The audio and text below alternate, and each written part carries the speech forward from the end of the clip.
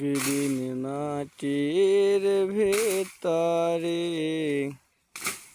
হবে ঘর রে মন আমার, কেন বন্ধু দালান ঘর রে মন আমার, কেন বন্ধু দালান ঘর। ভিউয়ার্স, এখানে আমাদের পারিবারিক কবরস্থান। আল্লাহ সুবহানাহু তাআলার অশেষ মেহেরবানিতে আজকে আমি ঈদের ছুটিতে এসেছি।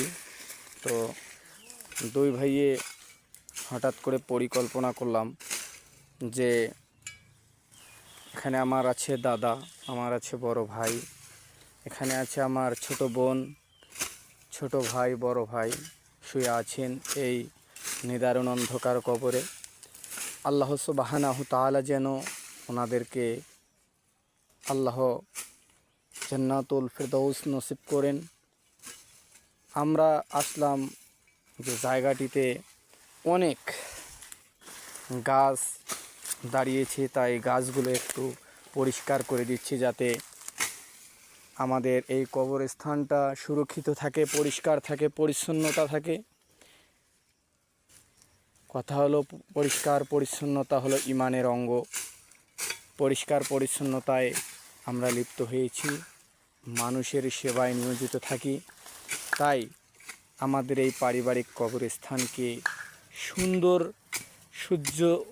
সুসজ্জিত করার জন্য আমরা প্ল্যান নেই। আমরা দুই ভাই আসলাম এই কবরস্থান, পারিবারিক যে কবরস্থানটা সেটা পরিষ্কার করার জন্য।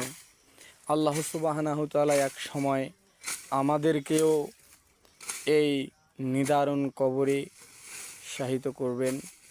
তাই আমরা যেন হেলায় খেলায় অবহেলায় দিনগুলো মাটি না করে আল্লাহ সুবহানাহু তাআলার কাজে লিপ্ত থাকি। আমি বলবো, যারা এখন পর্যন্ত মানুষের সেবায় নিয়োজিত না, অবশ্যই ভালো কাজে, মানুষের কাজে লিপ্ত হয়ে যাবেন।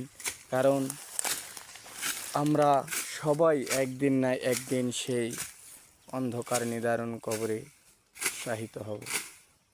তাই বলবো, এভাবে কবরস্থানটা অনেক সুন্দরভাবে আমরা পরিষ্কার করতেছি যেন সুন্দরভাবে এই কবরস্থানটা থাকে পাক পবিত্র হয়ে।